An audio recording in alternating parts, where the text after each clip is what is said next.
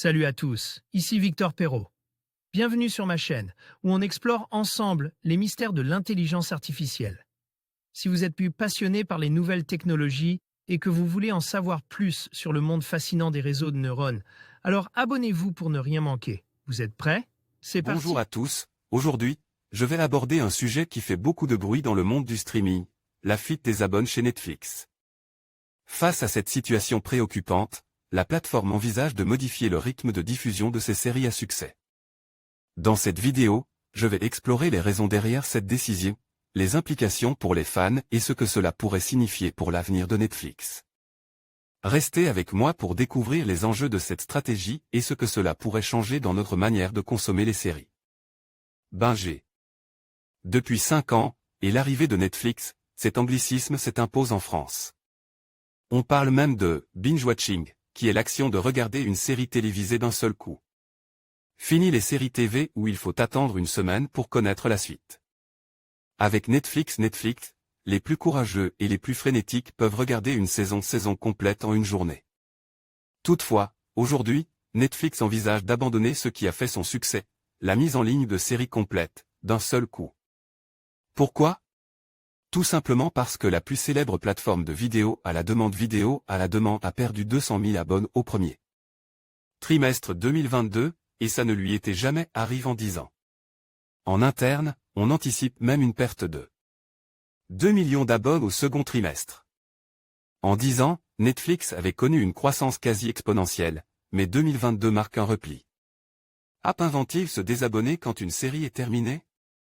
Pour les spécialistes, et aux côtes d'une concurrence de plus en plus agressive, un catalogue qui a du mal à se renouveler et des tarifs en hausse, le phénomène du « binge-watching » est l'une des principales causes de ces désabonnements. À chaque sortie d'une série phare, on s'abonne puis, une fois qu'elle a été regardée, on se désabonne.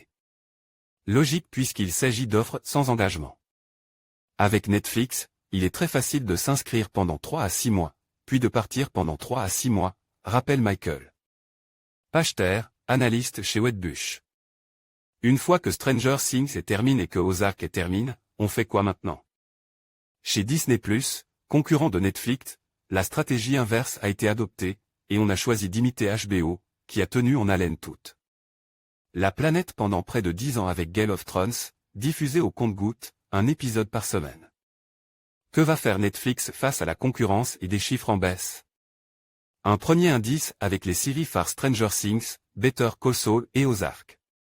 La première, qui a battu tous les records d'audience, a été diffusée d'un seul coup, à l'exception des 2 derniers épisodes, que l'on ne pourra regarder qu'à partir du 1er juillet. Les 2 autres ont carrément été diffusés en 2 parties, avec plusieurs semaines d'écart. À titre d'exemple, il va se passer 3 mois entre les premiers épisodes de Better Call Saul et la seconde partie.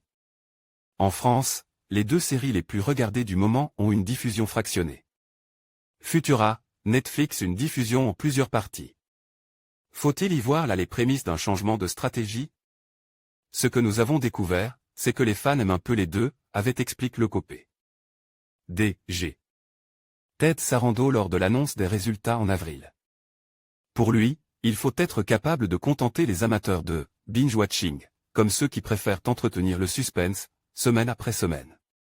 Comme Amazon ou Canal+, avec ses séries La Flamme et Le Flambeau, Netflix pourrait couper la poire en 2, et proposer un fractionnement d'une série avec 2 ou 3 épisodes par semaine. Pour une série en 12 épisodes, ça permet de tenir un mois et plus, et la plateforme le propose déjà. En 2020, la diffusion de The Last Dance avait fait un carton, avec pourtant seulement 2 épisodes par semaine. Une option qui fonctionne aussi en France, puisque la série de télé-réalité La Nouvelle École est en tête des séries les plus regardées.